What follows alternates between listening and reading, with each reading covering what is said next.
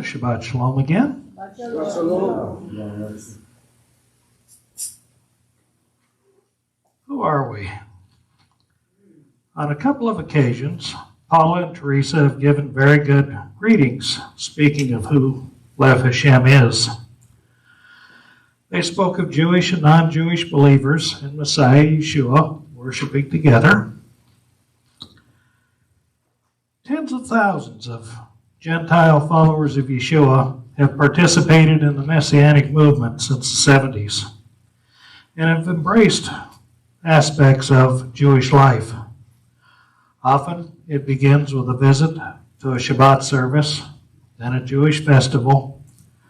Next, wearing a talit, keeping kosher, hanging a mezuzah on the front door. Few Gentile believers receive from Messianic synagogue leaders the theological and practical guidance necessary to help them navigate Jewish life as non-Jews. As a result, many Messianic Gentiles turn to Hebrew roots, one law teachers, for answers to their questions. Hebrew roots, one law, will be explained below, but the end result is Judaizing Gentiles. On the church side, Gentile Christians have treaded in the opposite direction due to the pervasiveness of replacement theology in the pulpit. Contempt for Judaism has been integral to Christian theology for almost 2 millennia. Jews have rejected their Messiah, God has divorced Israel, etc. In this way, Gentile Christians, often without even realizing it, replace Jews. This displacement dynamic prompts the question, if every Christian is a true Jew, why does the church need genealogical Jews? The on-the-ground reality is that replacement theology leads to Gentilizing Jews through the expropriation, spiritualization, stigmatization, and deteriorization of authentic Jewish identity. Jewish and Gentile identity should be affirmed in both wings of the body of Messiah. We should avoid the aforementioned extremes, Hebrew roots, one law, and replacement theologies, and instead work toward realizing Paul's Ephesians 2 vision, the one new man, made up of Jews and Gentiles in Messiah who affirm each other in their respective identities and as brothers and sisters in the Lord. This leads to partnership, fruitfulness, and peace in the kingdom of God. Hebrew roots, one law, and replacement theologies represent departures from Paul's one new man vision in opposite directions, with the former resulting in one new Jew and the latter resulting in one new Gentile. At Lev Hashem, we have not had much issue with replacement theology. We have had people from the Hebrew roots perspective, and that has caused division. The internet is a source of a lot of good information, but it is also a source of even more bad information. Before you start browsing the internet, be very familiar with this book. It is an excellent lie detector. I came from a Protestant background. With an interest in learning more about the Bible and its correct interpretation, I wanted to learn more about the culture in which the Bible was written. I wanted a Jewish perspective on writings written by Jewish people. In '92, I found a Messianic synagogue in San Antonio through the Yellow Pages. For you young kids out there, that's the way we found stuff before we had Google. I'm no longer comfortable in a church, but as a non-Jew, do I belong in a synagogue? Ephesians 2:11-22. Therefore, keep in mind that once you, Gentiles in the flesh, were called uncircumcision by those called circumcision, which is performed on flesh by hand. At that time, you were separate from Messiah, excluded from the commonwealth of Israel, and strangers to the covenants of promise, having no hope and without God in the world. But now, in Messiah Yeshua, you who once were far off have been brought near by the blood of the Messiah. He is our shalom, the one who made the two into one and broke down the middle wall of separation. Within his flesh, he made powerless the hostility, the law code of mitzvot contained in regulations. He did this in order to create with himself one true man from the two groups, making shalom and to reconcile both to God in one body through the stake, by which he put the hostility to death. And he came and proclaimed shalom to those who are far away and shalom to those who are near. For through him we both have access to the Father by the same Ruach. Amen. So then, believing Gentiles are no longer strangers and foreigners, but fellow citizens with God's people and members of God's household. Yes. Yes. Gentile believers have been built on the foundation made up of the emissaries and prophets, with Messiah Yeshua himself being the cornerstone. Amen. In him, the whole building being fitted together is growing into a holy temple for the Lord. In him, Gentile believers also are being built together into God's dwelling place in the Ruach. Paul encourages Gentile believers to see their new identity and their destiny as joined to Israel. As in a marriage, the two become one and yet remain distinctly two. The one new man represents the reconciliation of Jew and Gentile in Messiah and a grand vision to build God's holy temple together, a spiritual dwelling place of God, verses 16, 21, and 22. From the Complete Jewish Bible. Second, the new man is the fulfillment of Yeshua's prayer in John 17. Father, the time has come. I am not praying only on their behalf, but also on behalf of all of those who believe in me through their testimony, that they will all be one, I and them, and you and me, that they may be completely one, so that the world will know that you have sent me. And that's John 1 and John 17, verse 1, and then verses 20 to 23 from the New English Translation. Acts chapter 15 describes the Council of Jerusalem. The question arose when believing Pharisees, with good intent, insisted the Gentile believers must be circumcised, and when you see that, that's converting to Judaism, to be saved. The council concluded and sent a letter to Gentile believers, which read in part, Acts 15, 28 and 29, TLV. It seemed good to the Ruach HaKodesh and to us not to place on you any greater burden than these essentials, that you abstain from things offered to idols, from blood, from things strangled, and from sexual immorality. By keeping away from these things, you will do well. Shalom. I find it interesting. We are not to eat blood. We are not to eat animals that have been strangled. We are to keep from sexual immorality. Those are all biblical commandments. We are also to avoid eating meat offered to idols. That is not biblical. That's a rabbinical commandment. So, Gentile believers do not have to convert to Judaism. This implies Gentile believers may have some leeway with some of the Jewish specific commandments, but Gentile believers do at least have to alter their behavior. So we're not talking or acting like the heathens we all used to be. Let us move ahead to Acts chapter 21, verses 17 to 26, also from the TLV. When we arrived in Jerusalem, the brothers and sisters welcomed us gladly. On the next day, Paul went in with us to Jacob. All the elders were present. After greeting them, he reported to them in detail what God had done among the Gentiles through his service. And when they heard, they began glorifying God. They said, "You see, brother, how many myriads there are among the Jewish people who have believed, and they are all zealous for the Torah. They have been told about you, that you teach all the Jewish people among the Gentiles to forsake Moses, telling them not to circumcise their children or to walk according to their customs. What is to be done then?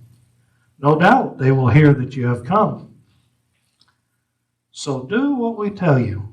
We have 4 men who have a vow upon themselves.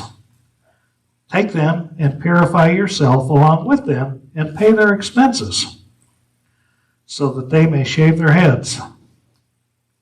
That way all will realize there is nothing to the things they have been told about you. But you yourself walk in an orderly manner, keeping the Torah. As for Gentiles who have believed, however, we have written by letter what we decided, for them to abstain from what is offered to idols, from blood, and from what is strangled, and from immorality." The next day, Paul took the men, purifying himself along with them.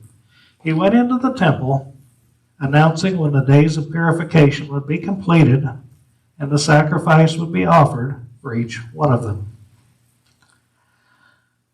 So it appears Jewish believers are definitely called to keep Torah. Romans 11:11-24 is the passage that refers to Gentiles being grafted in with the Jewish people. The example used is wild olive branches. I do not know the difference between a wild olive and a domestic olive. But grafting a branch retains the original identity of both, the root and the branch. That's right. Teresa and I toured a winery in Sonoma Valley, California. They told us Concord roots do very well in that area. So if they want to produce Zinfandel grapes, they will graft Zinfandel branches onto the Concord vine. They are now all part of the same plant, each benefiting the other. The roots are Concord, and the branches are Zinfandel. Thus, everyone keeps their original identities. We're to worship together in unity and diversity, in interdependence and mutual blessing. Romans 15:10, quoting in the Song of Moses, says, "Rejoice, O Gentiles, with his people." Over time, and it was not a very long time at all, people have gotten things mixed up. There are 2 basic errors with divisions amongst them. Referring back to Ephesians 2, rather than creating 1 new man, replacement theology sets out to create 1 new Gentile. Hebrew roots, 1 law theologies set out to create 1 new Jew. Replacement theology. We do not need to spend a lot of time on this, as it is not a significant issue within Messianic Judaism. However, it is a subtle element within ideas common within Messianic congregations. Replacement theology is prevalent in churches. Some of us may have attended churches in the past that taught that. Some of us may leave Messianic Judaism for one reason or another, and if you go back to a church, you want to watch out, make sure it does not teach replacement theology. Amen. As we said before, rather than the Ephesians 2, 1 new man, replacement theology seeks to erase Jewish identity and make 1 new Gentile. Replacement theology is a theology in which the church, intentionally or unintentionally, replaces Jewish people as the chosen people of God. The academic term for replacement theology is supersessionism, which comes from the Latin supersedere, to be superior to, sit above, or supplant. Supersede, singular, means to put out, of a usual or proper place or into the place of another. Supersede implies replacing a person or thing that has become superannuated, obsolete, or otherwise inferior. There are two kinds of replacement theology. Hard supersessionism that result, or we'll talk about that first, that result in the erasure of Jewish presence in the church. This refers to the idea that God has cursed the Jewish people because they rejected the Messiah. According to this view, God revoked his covenant with Israel, terminated their boundary markers of distinction, sent Israel into exile, and transferred Israel's blessings to the church. No.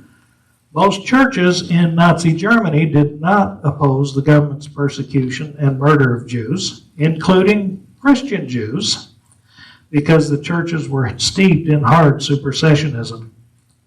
When hard supersession exists within a local church context, it will suppress and stigmatize Jews and Jewishness. Romans 11 should scare these people. If God can break his promises to Israel, he can surely break his promises to the wild branches. Amen. True. Soft supersessionism, the second type of replacement theology. Here, the church replaces the Jewish people as the people of God. God is the reason. However, the reason is not because Jewish people rejected Yeshua, but because it was God's plan from the beginning for Jewish election and law to expire when God sent the Messiah. Another more familiar way of putting it is that with the advent of Messiah, Jewish law is fulfilled and obsolete, with the result that God replaces Israel with the church. I used to listen to talk radio when riding around in the Cox truck, but when Rush Limbaugh passed, it just wasn't the same. So I've changed to Christian radio. At least once a week, it seems, a pastor on the radio will say something to the effect of Saul being converted and was renamed Paul. Oh, God. He was then, of course, enlightened and gave up all things Jewish. Even a quick reading of the book of Acts will nullify that story. Saul did not convert, but remained a Pharisee all his life. And the second time we read about Paul, he's on his way to Damascus, and it introduces him as Saul, also called Paul. We have Yitzhak in the back, also called Larry. You know, it's two names are common when you're dealing with different cultures. Behind replacement theology is a pride and arrogance that says we have no need of Jews and should not part ways with them. Jews are to be fully assimilated into Christianity or pushed aside. And that might lead to a third race theology. And replacement theology is like a pair of glasses, and that applies to any of these. You put them on, and the Bible and everything related to Jewish identity is read through this distorted lens, and Christians often see third-race theology in Paul's letters. Third-race theology is the idea that there are three categories of people: Jews, Gentiles, and Christians. Christians are made up of former Jews and former Gentiles. In third-race theology, Jews and Gentiles who become followers of Yeshua are no longer Jews and Gentiles, but new creations and members of the church. In sum, the replacement theology leads to the erasure of Jewish presence in the church. Fortunately, again, replacement theology is not common in Messianic Judaism.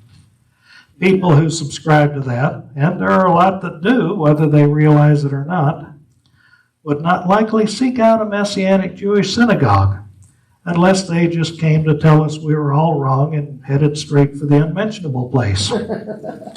And I get that terminology from the great theologian Yosemite Sam. Hebrew roots, one law theologies. Now for the fun one. Hebrew roots, one law theologies are quite prevalent within Messianic Judaism. And I can be swayed this way, and I have to focus myself on maintaining a balance. People have come through Lev Hashem that have either been caught up in Hebrew roots, one law, or have become caught up in these theologies. Hebrew roots, one law replacement theology, and the Acts 15 Jerusalem Council perspective are not just inconsequential individual points of view. These perspectives reflect differing communal visions. Replacement theology erases Jewish identity. Hebrew, one law, erases Gentile identity. The ideal, according to Hebrew roots, one law, is for all churches to look like Messianic synagogues. Hebrew roots, one law theologies are now widespread in the Messianic movement and the Gentile wing of the church. One reason for this is a renewed interest among Gentile believers in the Jewish roots of the Christian faith, which often leads to a desire to observe Jewish customs. We'll talk about three variations of Hebrew roots, one law theologies. Hard one law maintains there is one Torah that applies to Jews and Gentiles in the same way. Those who hold this view are committed to living out a purely biblical faith, the signs of which are keeping the Sabbath on the seventh day, observing God's festivals. They're a little anti-Semitic. They don't call them Jewish festivals. Described in Leviticus 23, and not eating unclean foods, described in Leviticus 11. On the flip side, they regard Christians who violate these commandments as workers of lawlessness or iniquity. Hard one law proponents view the church as apostate, and they see this as confirmed in the Christian embrace of pagan practices such as worshiping on Sunday, bowing down to Christmas trees, and celebrating Easter. Since the hard one law view is suspicious of church teaching, this sometimes leads to a reassessment of the divinity of Yeshua, the triunity of God, and the trustworthiness of Paul's writings. Soft one law is the same as hard one law in its theological vision that Gentile Christians should live as Jews. However, soft one law lacks the critical spirit of hard one law. Soft one law shrinks back from voicing the radical implications of one law theology and is typically a reaction to seeing too much craziness in the Hebrew roots movement.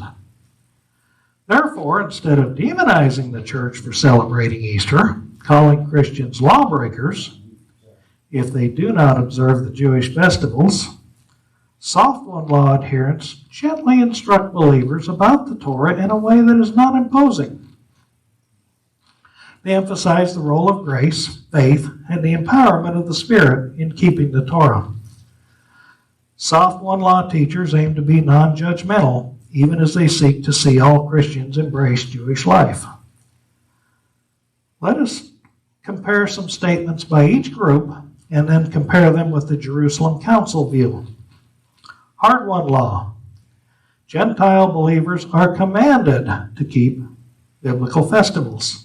Soft one law would say God's ideal is for Gentile believers to keep the biblical festivals. And Jerusalem Council, Gentile believers are allowed to keep the biblical festivals.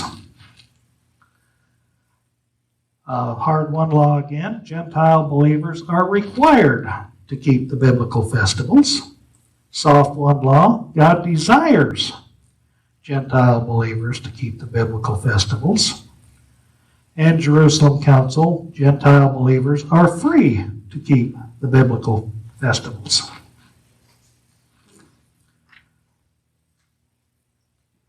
Go back one more. A hard one law. Gentile believers have to keep the biblical festivals. Soft. Gentile believers ought to keep the biblical festivals. And Jerusalem Council. Gentile believers may keep the biblical festivals. Soft one law sounds more optional, but with words like ought to and should, it still communicates pressure, as they imply one is wrong if one does not comply. Partial one law is a scaled back form of soft one law. Personally, I'm somewhere in here, and again, I have to focus on maintaining the proper balance. Partial one law emphasizes grace, faith, and the Ruach in keeping the Torah while maintaining that Gentile believers are not responsible for keeping the sign commandments, which include circumcision, tzitzit, tefillin, and mezuzah. Partial one law holds that the sign commandments are incumbent on Jews alone. What distinguishes partial one law from mainstream Judaism is that partial one law holds that all Gentile Christians should observe the seventh-day Sabbath and festivals described in Leviticus 23. The biblical calendar is seen as God's universal ideal for Israel and the nations, and therefore Gentile believers ought to adopt these calendar celebrations. Gentile believers caught up in Hebrew roots one law movement can start mistrusting the teachings of the Christian church to the point they do not trust the writings of Paul and even deny the deity of Yeshua. And I have seen people get caught up in Hebrew roots one law who have denied Yeshua and converted to traditional Judaism. Hebrew roots one law is very dangerous. When you hear someone saying some of the things above, red flags should go up. The anti-Jewish side of Hebrew roots one law. It sounds counterintuitive to say that Hebrew roots is anti-Jewish, but unfortunately there's a tendency within the movement to drift within this direction. There are several reasons for this. First, the focus on doing what is biblical rather than honoring the traditions of men leads to a negative view of Jewish tradition and the rabbis who introduced many of these traditions. Hebrew roots adherents may wear tzitzit, for example, because we are commanded to wear tzitzit on the four corners of our garment. But the same people will be opposed to wearing a kippah or tallit because they are not commanded. Second, the word Jewish takes on a negative valence in hard one law thought, which is why adherents refer to Hebrew roots instead of Jewish roots.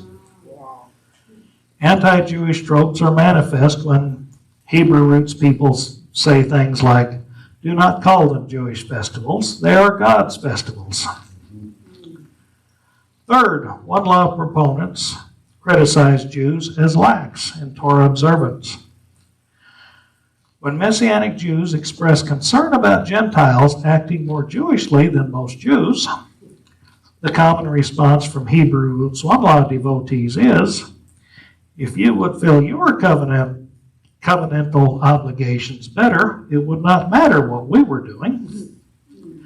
This negative evaluation of Jews is sometimes a reflection of an underlying replacement theology within Hebrew roots one law ideology.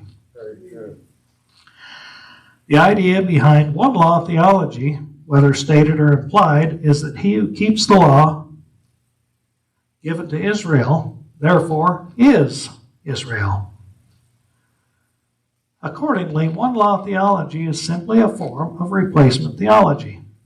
In Hebrew roots, whether one is considered physically descended from Israel or not, there is a presumed duty upon every true believer in the Messiah to observe Torah.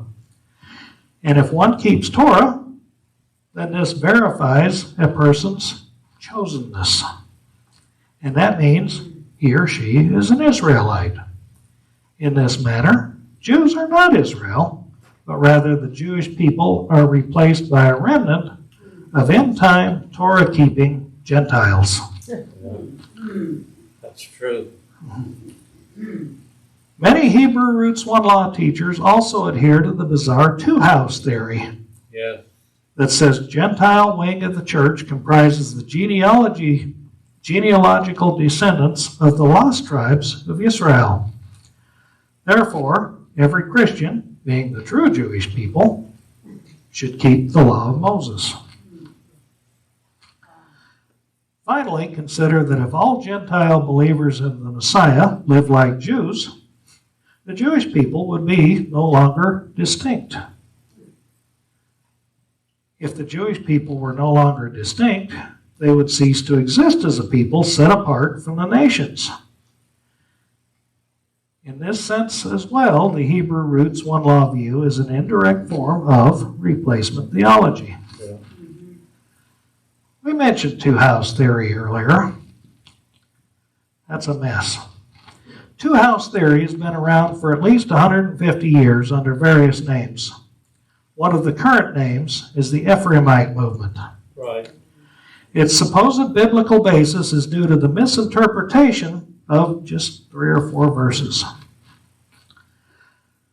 Historically, the northern kingdom was exiled to Assyria around 722 BCE. Roughly 100 years later, according to this theory, they were evicted from Assyria. So they went primarily to England and maybe a couple other places like Germany. And being the chosen people, they naturally formed the Christian church. Bear in mind, there is no biblical or even secular historical basis for the Assyrian eviction or the migration to Northern Europe. There is no factual basis for two-house theology whatsoever. It is, however, a popular theology today. It is. While replacement theology has been around for centuries, two-house theology is yet another form of replacement theology. Since the English, and by extension Canada, United States, and Australia, are the true Israelites, they have rights to all the promises of God related to Israel. Two-house adherents believe they are the ones who should possess the land of Israel. Thus, the current Jewish occupation of the land is rather inconvenient. Right. Hebrew roots, one law theology, has its beginnings within two-house theology. Yes. Since the church is composed of Jewish people, they are not subject to the Mosaic, or they are subject to the Mosaic law.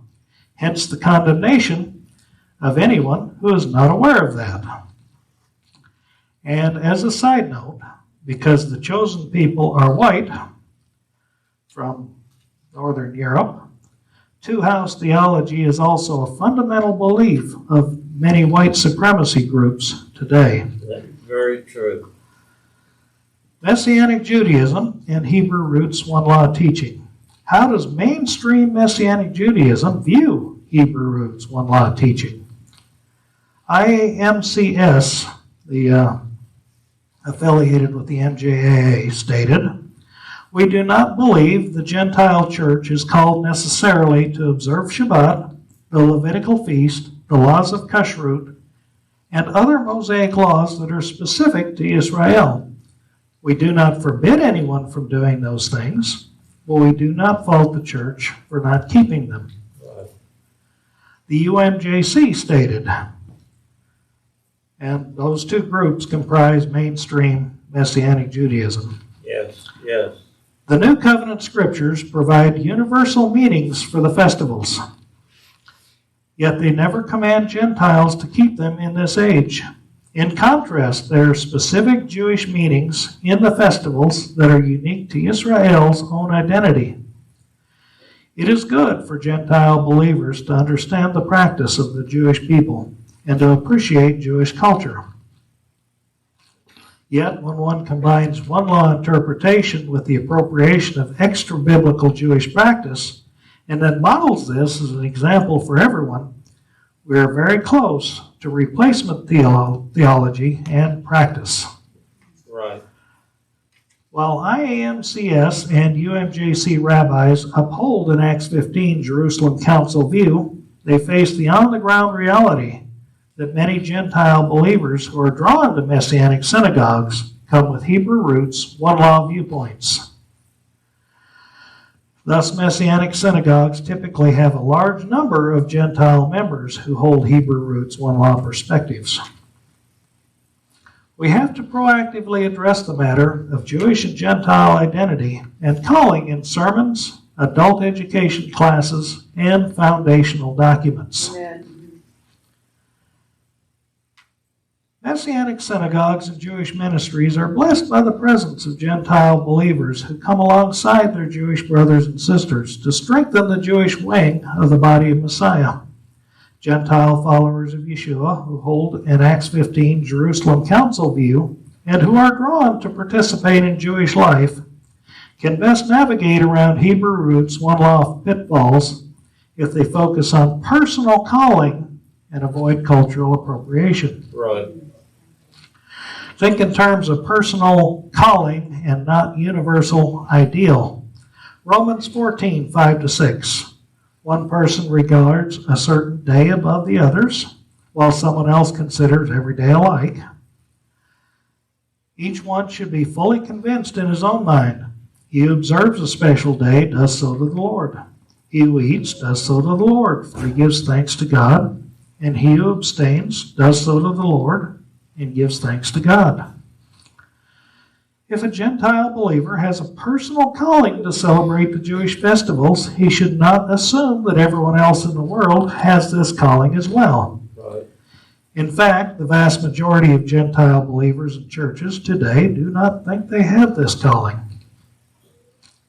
By distinguishing between personal calling and universal ideal, we're able to confirm the Gentile believer who says, I sense the Holy Spirit is leading me to celebrate the Jewish festivals, while at the same time being clear that Jewish life is not God's universal ideal for the nations. And avoid cultural appropriation. Do Jewish things with Jewish people. The cardinal rule here is that Gentile believers and churches should seek to develop relations with Jewish people and not do an end run around these relationships, possibly unintentionally, by having a Jewish festival celebrations without Jewish people. Worshiping with Jews in a messianic or mainstream synagogue context helps to mitigate the concern of Jewish cultural appropriation, since it is the Jews of the community who are inviting the Gentile believers to join them in worshiping together. And for everybody's favorite part, conclusion. There was one thought as I studied this. God has repeatedly identified the Jewish people as his chosen people. What is the source of any philosophy that assumed God has now deemed someone else to be his chosen people? The Messianic Jewish community and the Gentile wing of the church needs to band together to realize Paul's Ephesians 2 vision of the one new man and regard Hebrew roots, one law, and replacement theologies as competing communal visions. The former leads to one new Jew and erases Gentile identity, while the latter leads to one new Gentile and erases Jewish identity. Yeah, right. By contrast, Paul's vision of the one new man is a table fellowship of Jews and Gentiles in Messiah who affirm each other as Jews and Gentiles and truly relate to one another in a spirit of interdependence, mutual blessing, and mutual humbling. Why did the Lord bring into being this Jew-Gentile fellowship known as one new man? Paul's answer to this question is echoed through the ages. You are growing into a holy temple in union with the Lord, yes, in union with Him. Yeshua the Messiah, the cornerstone. You yourselves are being built together in a spiritual dwelling place for God. Ephesians 2:21 and 22, Complete Jewish Bible. May the Lord speedily and soon build His holy temple, made up of Jews and Gentiles, in our days. And this is summarized from a much longer article written by Rabbi David Rudolph. He's Director of Messianic Jewish Studies and Professor of New Testament Studies and Jewish Studies at the King's University in Southlake, Texas. He's published numerous books and articles on the New Testament, Second Temple Judaism, and Jewish-Christian relations.